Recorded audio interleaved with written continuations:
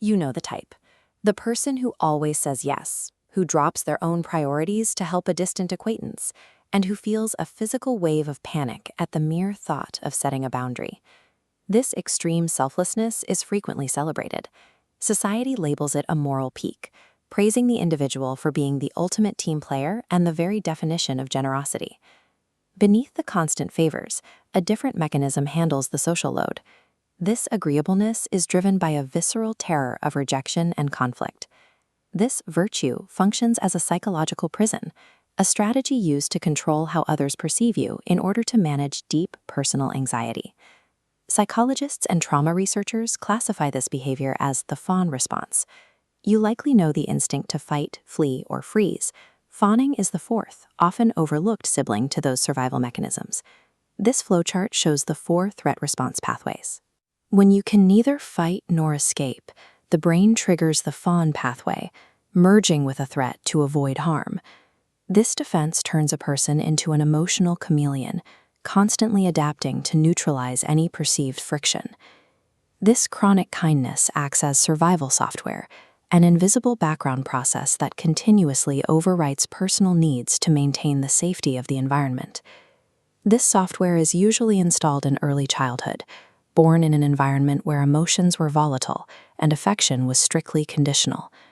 It often stems from parentification, a dynamic where the child must monitor and manage the unpredictable moods of the adults around them just to maintain a sense of safety. In this environment, the child learns that having their own needs is a dangerous burden, leading them to suppress their authentic desires to keep the peace. The child develops a high-speed threat detection processor. They become hyper-aware of micro-expressions, heavy sighs, and subtle shifts in tone, reading the room as if their life depends on it. The easy child, who never complained, relied on a highly sophisticated survival tool, one that offered the only available safety in an environment where they were entirely powerless. Fast forward to the present day. That child is now an adult in a professional or social setting, but they are still running that same hyper-vigilant childhood software. This creates a neurological glitch. The adult's amygdala struggles to differentiate between a minor social friction, like a friend's disappointment, and a literal life or death threat. This schematic highlights our mirror neurons. In a chronic people-pleaser, they lack an off switch, pulling in overwhelming emotional data, causing the amygdala to flash a constant red warning signal.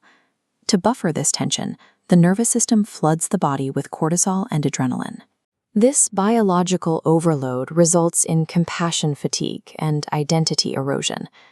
After years of wearing the mask of agreeableness, the individual often finds they no longer know what they actually want or who they actually are.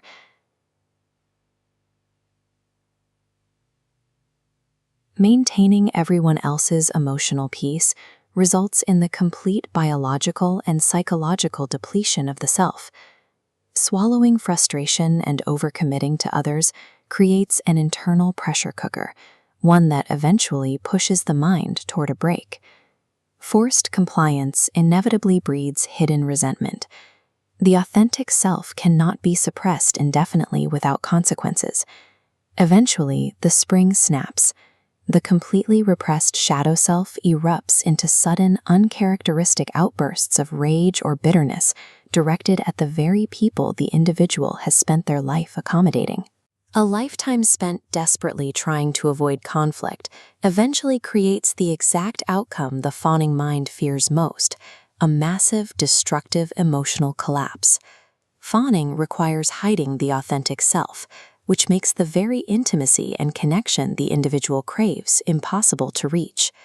Boundaries provide the necessary, honest foundation for real connection, allowing the self to exist alongside others. The first few times you decline a request or speak your mind, your nervous system will rebel. You will feel a heart-racing sense of guilt for disappointing someone. You have to allow them to be disappointed. You have to risk that discomfort to dismantle the survival architecture of your childhood, making room for genuine, autonomous kindness.